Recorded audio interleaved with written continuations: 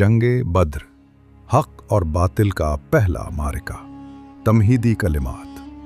अरब के जलते हुए सहरा में रेत के जर्रों पर तारीख लिखी जाने वाली थी। ये कोई आम जंग न थी, ये हक और बातिल का पहला फैसला कुन मारिका था। ये मारिका था ईमान और कुफ्र के दरमियान, सच और झूठ के दरमियान, और इस मारिके को दुनिया जंगे बद्र के नाम से जानती है। मक्का में जुल्म सितम। जब रसूल अकरम सल्लल्लाहु अलैहि वसल्लम ने तौहीद का पैगाम पेश किया तो मक्का के सरदारों को ये बात बर्दाश्त न हुई। कमज़ोर मुसलमानों पर जुल्म किया गया, किसी को कोयलों पर लिटाया गया, किसी को भूखा प्यासा रखा गया और किसी को अपने घरों से निकाल दिया गया। लेकिन ईमान वालों के दिलों में अल्लाह पर यकीन कमज़ोर न हुआ। हिजरत का सफ़र। आखिरकार मुसलमानों को हुक्म दिया गया कि वो मक्का छोड़कर मदीना की तरफ हिजरत करें।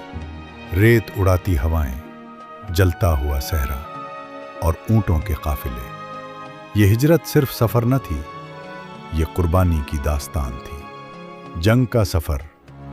कुरैश ने मुसलमानों का माल लूट लिया था, उनके घरों पर कब्जा कर लिया था। मुसलमान अपना हक वापस लेने निकले, लेकिन कुरैश ने अबू जहल की क़यादत में एक बड़ा लश्कर तैयार कर लिया।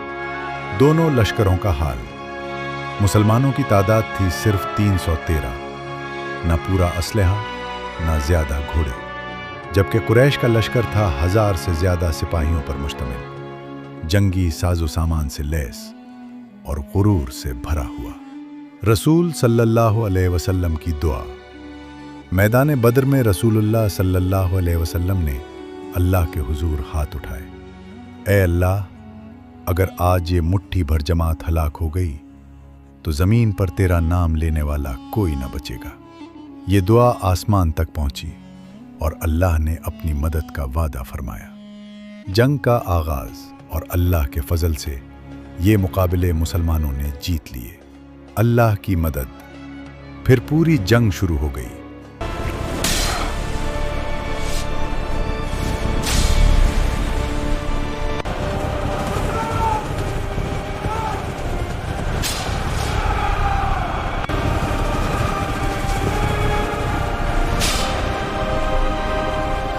रेत के बादल उठने लगे, तलवारें टकराने लगी। कुरान फरमाता है, तुमने नहीं मारा बल्कि अल्लाह ने मारा। कुफ्फार कहते थे कि हमने सफ़ेद लिबास वाले घड़सवार देखे जो आसमान से उतर रहे थे। अबू जहल का अंजाम। इस्लाम का सबसे बड़ा दुश्मन अबू जहल भी इसी मैदान में था। 2 नौजवान सहाबी मुआज और मुअव्वज़ रज़ी अल्लाह अन्हु ने उस पर हमला किया और यूं जुल्म और तकब्बुर का निशान मिट्टी में मिल गया। जंग का नतीजा। इस जंग में 70 कुफ्फार मारे गए, 70 कैद कर लिए गए, जबकि मुसलमानों के 14 जानिसार शहीद हुए। ये महज जंग न थी, ये ईमान की फतह थी।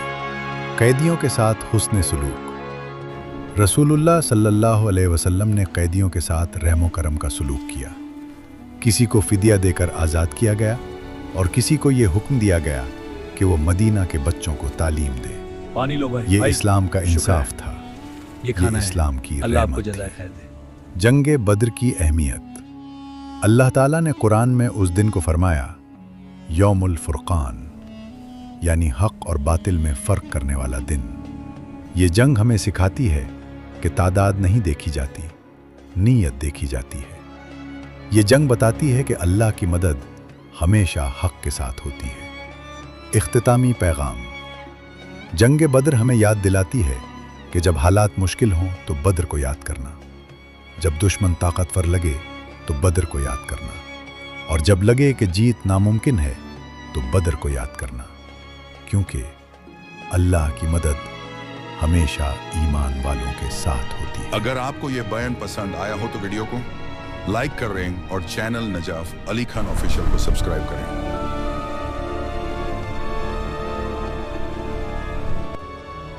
ये सफ़र हमारी हिजरत है, अल्लाह हमारा हामी है। हम सब्र करेंगे इंशाअल्लाह। अब कब पहुंचेंगे?